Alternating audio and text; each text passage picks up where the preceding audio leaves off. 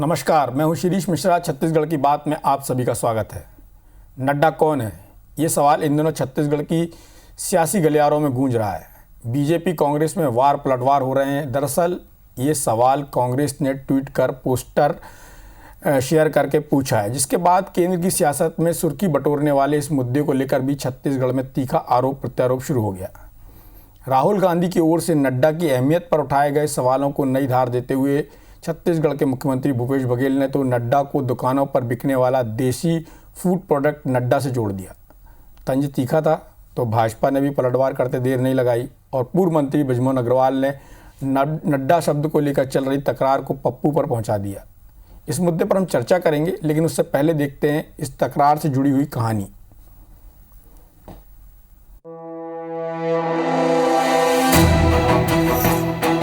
छत्तीसगढ़ की राजधानी में चस्पा ये पोस्टर दिल्ली से लेकर रायपुर के सियासी गलियारों में छाया हुआ है। नड्डा कौन है? जी हाँ, मंगलवार से कांग्रेस यही सवाल पूछ रही है, आखिर कौन है नड्डा? बुधवार आते आते ये सवाल ट्विटर पर भी छा गया। आगे बढ़ने से पहले आपको ये बताते हैं कि कांग्रेस ने ये सवाल पूछा क्यों। दरअसल बीजेपी अध्यक्ष जेपी नड्डा ने ट्विटर पर राहुल गांधी से दर्जनों सवाल कर उनसे जवाब मांगे।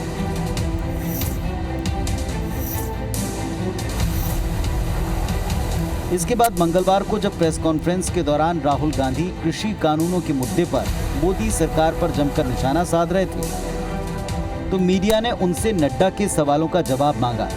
इस पर राहुल गांधी ने कहा कि वो कौन है, क्या वो मेरे प्रोफेसर हैं जो मैं उन्हें जवाब दूं? जिसके बाद बीजेपी हमलावर हुई और राहुल गांधी पर पलटवार में देर नहीं की। जेपी नड्डा मेरे प्रोफेसर हैं क्या कि मैं इनको जवाब देता जाऊं कि कौन है ये? क्या ये हिंदुस्तान के प्रोफेसर हैं, टीचर हैं क्या? उनका क्यों जवाब दूं मैं? कौन होते हैं वो? मैं हिंदुस्तान का जवाब देता हूं। प्रोफेसर जब सवाल पूछते हैं तो कुछ लोग हैं जो अध्ययन नहीं करते, उनको तो सवाल का जवाब नहीं आता, तो वो बहाने बनाते हैं। ऐसा ही ये बहाना है। एक सभ्यता होती है, राष्ट्रीय अध्यक्ष पूछ रहा है, आप बनना चाहते हो तो उत्तर दो। दिल्ली से शुरू हुई सवाल पूछने की सियासत रायपुर तक पहुंची। छत्तीसगढ़ कांग्रेस ने राहुल के समर्थन में सोशल मीडिया पर सवाल पूछा, ये नड्डा कौन है? जिसके जवाब में खाने वाले नड्डे की फोटो समेत एक के बाद एक कई ट्वीट होते गए। पोस्टर वॉर और ट्विटर वॉर के बाद जब मुख्यमंत्री भूपेश बघेल से ये पूछा गया नड्डा कौन है, तो उन्होंने क्या कहा, आप खुद सुनिए। नड्डा के बारे में हम लोग तो बचपन से जानते हैं, जो दुकानों में मिलता था पीले रंग के, है ना, 5 पैसे में 2 मिलते थे, उसी नड्डा जानते हैं। कांग्रेस के सवाल पर बीजेपी ने पलटवार किया, कहा कि पूरा देश जानता है नड्डा कौन है और पप्पू कौन है, ये किसी को बताने की जरूरत नहीं है। हमें बताने की आवश्यकता नहीं है, पूरा देश जानता है। पूरा देश जो है वो पप्पू को भी जानता है। पूरा देश उन लोगों को भी जानता है जो कहते हैं कि हम नहीं जानते हैं। तो देश की जनता इसी बात से और प्रदेश की जनता इसी बात से अंदाज लगा ले कि राजनीति के बड़े बड़े पदों पर बैठे हुए लोग कितने अज्ञानी हैं। दरअसल बीते कुछ दिनों से छत्तीसगढ़ कांग्रेस और बीजेपी नेताओं के निशाने पर विरोधी दल का केंद्रीय नेतृत्व रहा है। रमन सिंह और बीजेपी नेताओं ने कांग्रेस के घोषणा पत्र में किए वायदों को याद दिलाने राहुल गांधी का वीडियो सोशल मीडिया पर वायरल किया। तो अब कांग्रेस ने नड्डा कौन है ये पूछकर चुटकी लेते हुए बीजेपी के केंद्रीय नेतृत्व और नेताओं पर हमला बोला है। कुल मिलाकर छत्तीसगढ़ में वार पलटवार की ये राजनीति अब उनके केंद्रीय नेतृत्व को पसंद आ रही है। देखना यह है दोनों सियासी दल में ज्यादा फायदा किसे होगा। और अब आपको 2 बयान भी सुनवाते हैं, जिसमें बीजेपी के 14 सीटों पर सिमटने की वजह और 2023 के विधानसभा चुनाव की भविष्यवाणी की गई है। 15 साल सत्ता में रहकर उन्होंने जनता के लिए क्या किया ये इनको अच्छे से मालूम है कि जो 14 में आकर सिमट गया। यहाँ बात आ गई छत्तीसगढ़ में भाजपा के अस्तित्व की। मैं पहले भी कहा, अभी भी कह रहा हूँ कि कहाँ सरकार थी उनकी, आज वो 14 सीट सिमट गए हैं और आगे आप देखेंगे ये 14 के 4 भी नहीं बचेंगे।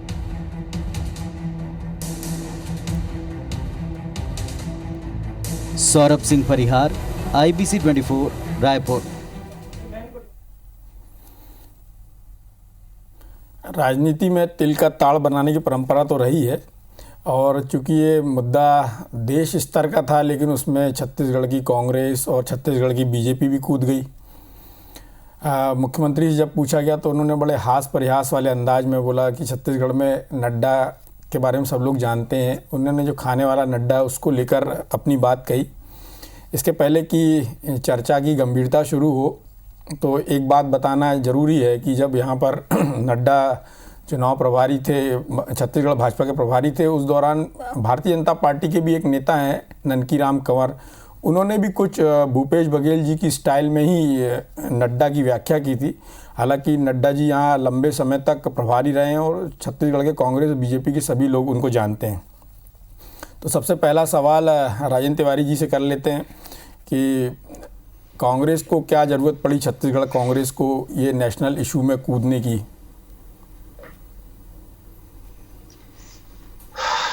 ऐसा है डॉक्टर शिरीष मिश्र कि भूपेश बघेल जी से पूछा पत्रकारों ने और उसका जवाब उन्होंने उसी अंदाज में दिया जिस तरह से भारतीय जनता पार्टी के बड़े वरिष्ठ नेता ने तात्कालीन समय में दिया था ननकीराम जी कंवर ने, कि नड्डा को तो हम लोग जानते हैं भाई, बचपन से हम लोग उसका उपयोग किया करते थे। हम लोग अब मुख्यमंत्री जी ने उसका दाम भी बताया कि 5 पैसे में 2 बिका करता था, पीले रंग का होता था। तो शुद्ध रूप से वो हास परिहास में उन्होंने कहा। और वो हरिशंकर परसाई के आप भी मुरीद हैं और मैं भी मुरीद हूँ डॉक्टर मिश्र, तो वो उसी शैली में, क्योंकि राजनीति में बड़ी दुरूहता हो जाती है, तो उन्होंने उसी हास परिहास के रूप में उस बात को कहा।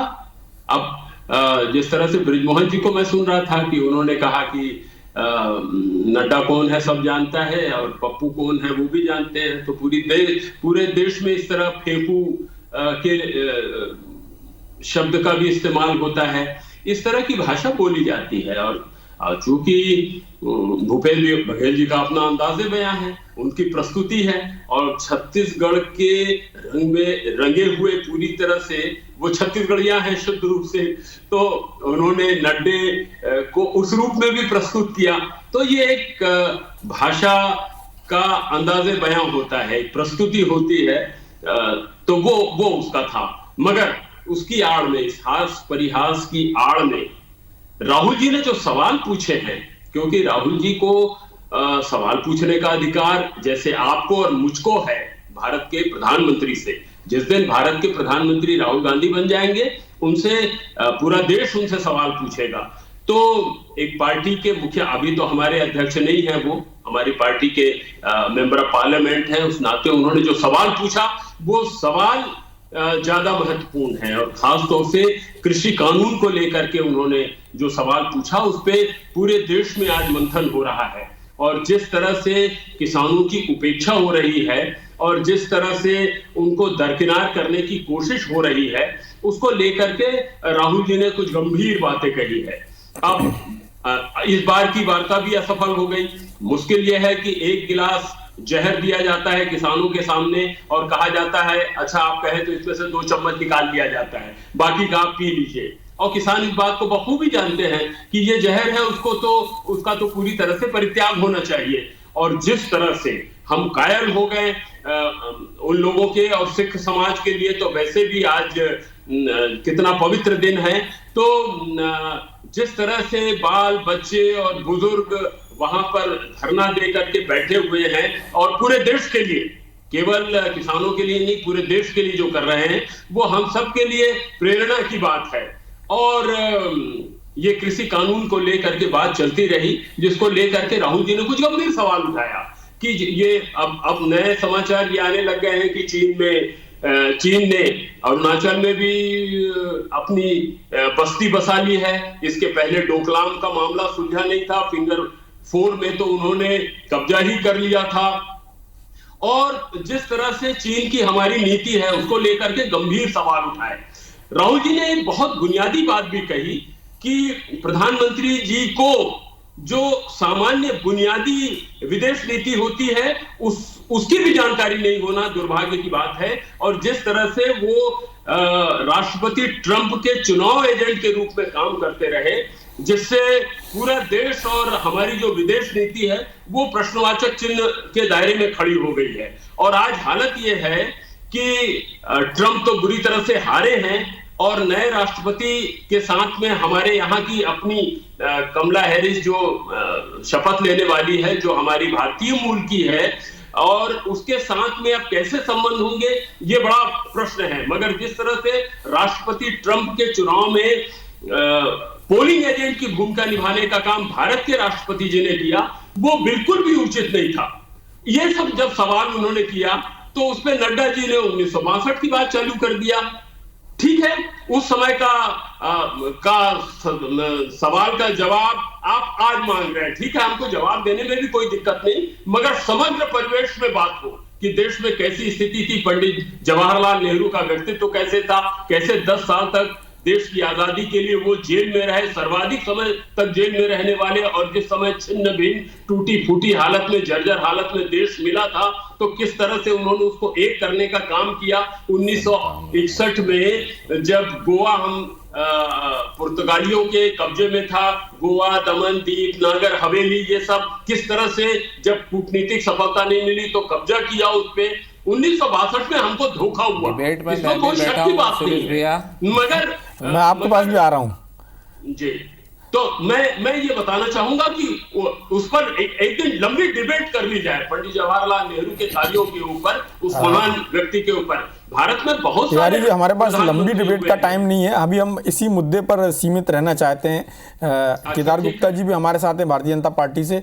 मैं चाहूंगा कि केदार गुप्ता जी, जो आपने आरोप लगाए हैं प्रधानमंत्री पर और भारतीय जनता पार्टी पर, उसका जवाब दें।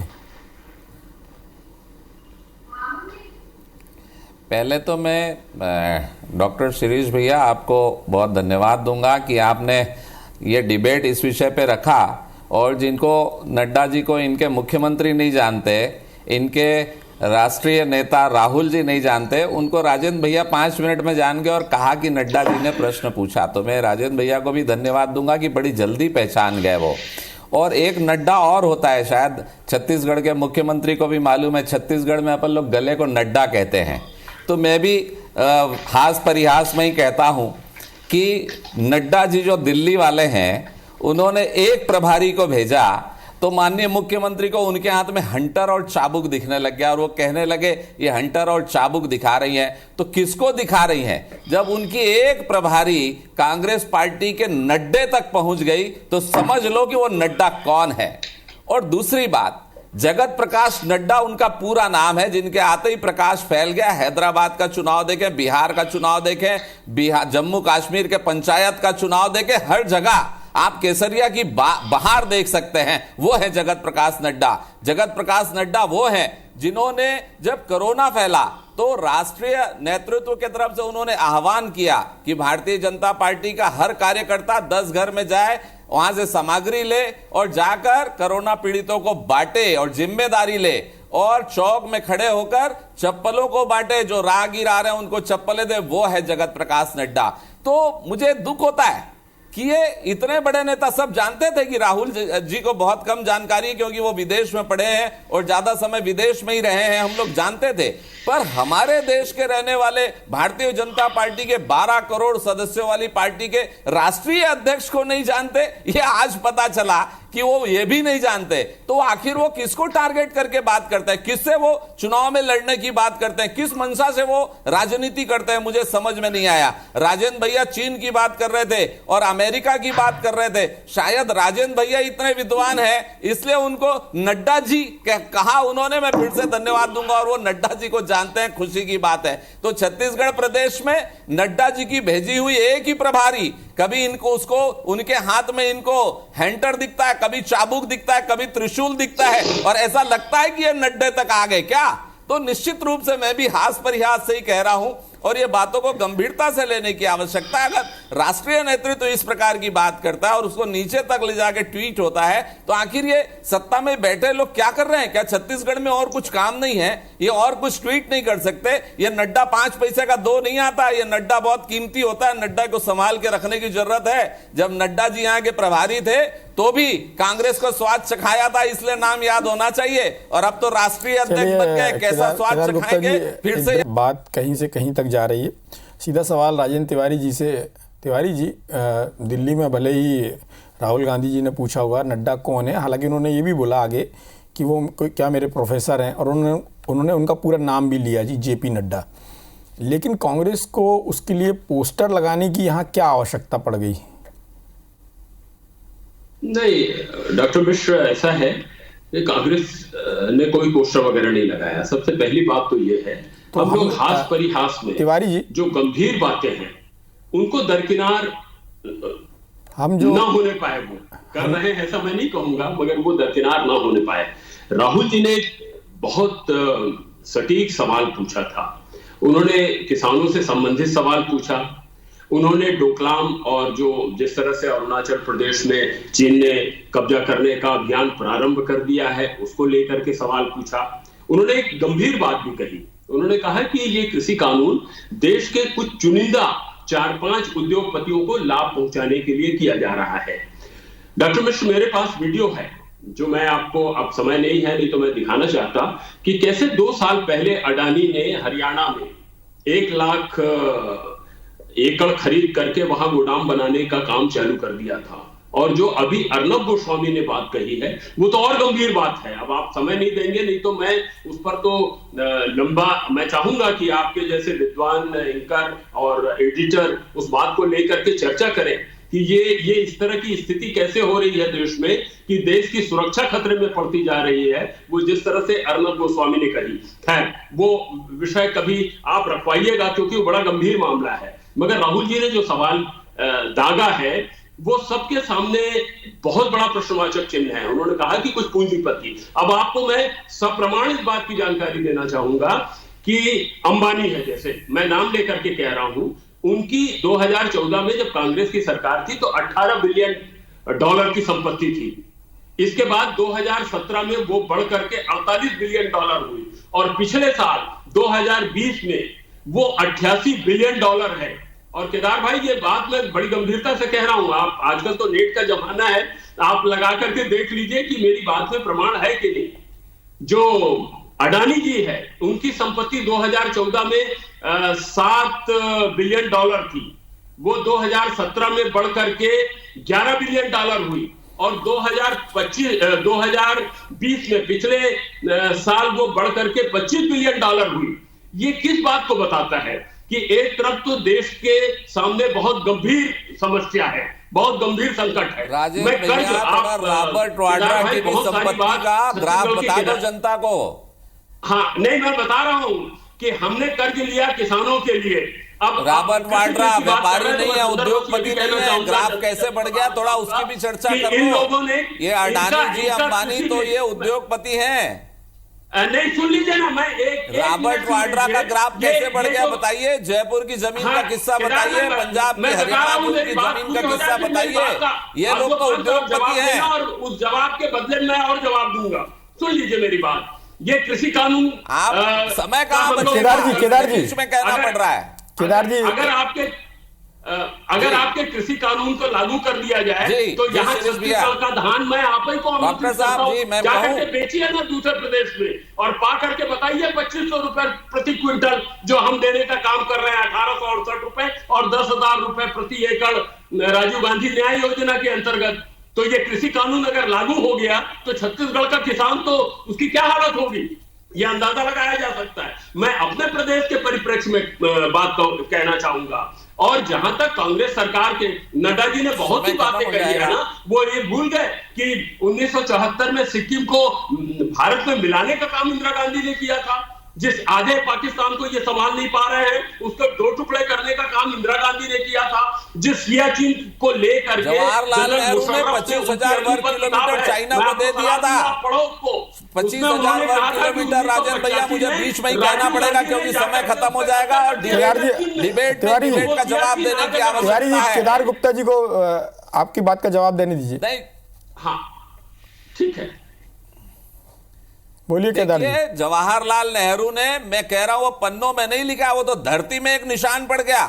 25,000 किलोमीटर भारत की भूमि चाइना को सौंप दी और कहा वहां तो उपज नहीं होती, उसे जाने दो। तो डॉक्टर श्यामा प्रसाद मुखर्जी ने कहा था कि आपके सिर में भी तो बाल नहीं है, क्या उसको संभाल के रखेंगे और जहां उपज नहीं है देश की धरती वो दे देंगे?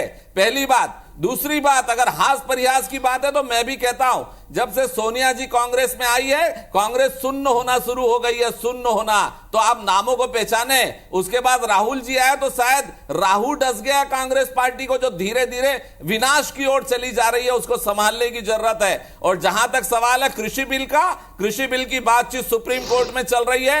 देश के 75% किसान संगठन इस कृषि बिल के समर्थन में है, और अगर किसी को किसी प्रकार की कोई दिक्कत है तो वार्ता चालू है, और जब तक उसका समाधान नहीं होगा बातचीत चालू रहेगी। राजेंद्र भैया, मैं तो आग्रह करूंगा आपसे कि आपने इतनी चलिए केदार गुप्ता जी, हमारे पास समय कम है, राजेंद्र तिवारी जी का जवाब ले लेते हैं। अब वहां के चाइनीजों को हटाया है। सबसे पहली बात तो ये है, तो ये भारत देश की सेना है। मुझे खाली एक बात का जवाब दे देना, 25,000 वर्ग किलोमीटर जवाहरलाल नेहरू ने भूमि सौंप दी थी चाइना को, वो तिवारी जी को बोलने दीजिए। क्या मांगने जाओगे? वो जब्र भी देखा है, तारीख की नजरों ने, लम्हों ने खता की है, सदियों ने सजा पाई है। वो हालत होगी, इतिहास गवाही रहेगा। खत्म हो गया देश, कविता पढ़ते हैं। और ये नड्डा की जुमलेबाजी में नड्डा क्या है? अरे काम करके दिखाइए साहब। अब ये कविताओं से देश नहीं चलने वाला, ना कविताओं से डिबेट होने वाले हैं।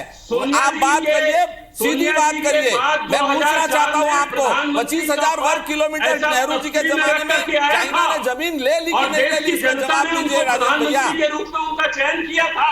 मैं हाथ जोड़कर आपसे निवेदन करता हूं, आपने इंटरनेशनल पॉलिटिक्स को छेड़ा है। मैं जवाब पूछना चाहता हूं आपसे, क्या नेहरू जी प्रधानमंत्री थे तो 25,000 वर्ग किलोमीटर भूमि, भारत की भूमि, आपने वहां सौंप नहीं दी क्या? और आज आप बात करते हैं खिसियानी बिल्ली खंबा नोचे, उल्टा चोर कोतवाल को डांटे। क्या क्या मुहावरे में आपके लिए इस्तेमाल करूं? 40 दिन क्या बोलते हैं वो, बिल्ली खाकर हज को चली, क्या क्या करोगे भैया? बात करेंगे ये जागरूक हो ये गए। चर्चा राष्ट्रीय मुद्दे को लेकर छत्तीसगढ़ में जो गर्माहट है उस पर थी, लेकिन हमारे जो दोनों पार्टी के मेहमान हैं वो दोनों राष्ट्रीय अंतर्राष्ट्रीय स्तर तक पहुंचे, और हमारी छत्तीसगढ़ वाली चर्चा थी वो हास परिहास जैसी चीज़ों में ही सिमट कर रह गई। खैर, इस चर्चा में भाग लेने के लिए आप दोनों का बहुत बहुत धन्यवाद। नमस्कार।